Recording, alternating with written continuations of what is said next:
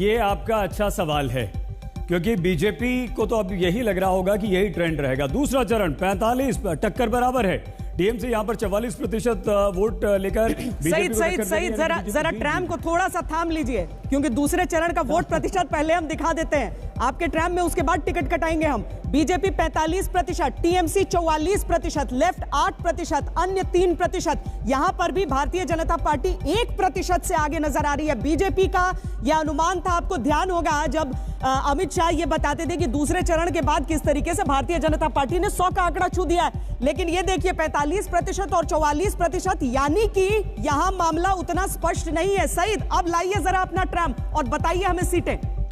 ठीक है, देखिए आ गई हमारी ट्राम कोलकाता की सड़कों पर, लेकिन आज हम सीधे आपके स्टूडियो ले आए हैं श्वेता से। लेकिन यहां भी देखिए बीजेपी आगे बढ़ती हुई दिखाई दे रही है, और ये अगर पहला चरण, दूसरा चरण और अगर 4 चरणों की अगर हम बात करेंगे, आखिर के 3 चरण में थोड़ी सी स्थिति बदलती हुई आपको दिख सकती है। चित्रा, जिस तरह से आपने कहा कि अगर शुरुआत ऐसी है, आगाज ऐसा है, तो क्या अंजाम भी ऐसा होगा, ये कहना तो फिलहाल काफी मुश्किल है। लेकिन हाँ, ये पक्की बात है, 2 चरणों में, दूसरे चरणों में भी बीजेपी, दूसरे चरण में भी बीजेपी ने जबरदस्त बढ़त यहां पर बनाई है। और वो पार्टी जो बंगाल में जिसका कहीं नामो निशान नहीं था, वो पार्टी 2 साल की सत्ता को चुनौती देते हुए अगर पहले चरण में और दूसरे चरण में इस तरह का प्रदर्शन कर रही है। फिलहाल हम ये जरूर कह रहे हैं कि अनुमानी है, ये एग्जिट पोल हैं। 2 मई का हमें इंतजार करना होगा, 2 मई को हम फिर से आपके साथ होंगे। लेकिन ये स्थिति बीजेपी के लिए काफी सुखद है, ये स्थिति ममता के लिए चिंताजनक है। चिंता कर रही होंगी ममता बनर्जी, लेकिन बीजेपी के दावे वादे यहां पर अभी सत्य होते हुए नजर आ रहे हैं। 200 पार अगर बीजेपी नहीं भी करे और यही ट्रेंड रहा,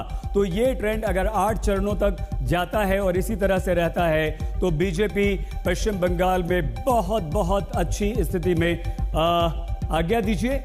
चित्रा, श्वेता, हम निकले यहाँ से, दोबारा आएंगे। अभी बहुत सारे आंकड़े आपके साथ जानना जरूरी है, लेकिन जल्दी से दर्शकों को हम बता देते हैं। दूसरे फेज में आपको बता दें कि 2019 के इलेक्शन में टीएमसी ने बीजेपी पर लीड ली थी इन तमाम 30 सीटों का जो हम आंकड़ा आपको दिखा रहे हैं। फर्स्ट फेज में 30 सीटें, दूसरे फेज में भी 30 सीटें, और दोनों में बीजेपी अच्छा प्रदर्शन करती हुई दिखाई दे रही है। संबित पात्रा, 2 फेज के रिजल्ट देखकर तो बहुत खुश होंगे आप। नहीं, बिल्कुल सही बात है। जिस प्रकार से प्रोजेक्शन बढ़ रहा है, मुझे लगता है कि अपने आप में बहुत ही अच्छी खबर की तरफ बढ़ रही है। मैं इसमें इतना कहना चाहूंगा, याद करिए, ये वही भारतीय जनता पार्टी है जो 2011 की विधानसभा चुनाव में मात्र 4% वोट शेयर जिसे मिला था। 2016 के विधानसभा में भारतीय जनता पार्टी को 10% वोट शेयर मिला था, और अब हम बात कर रहे हैं 46% और 45% वोट शेयर का। पिछली बार इलेक्शन में मात्र हमारे पास 3 विधायक थे, और आज हम जिस प्रकार से,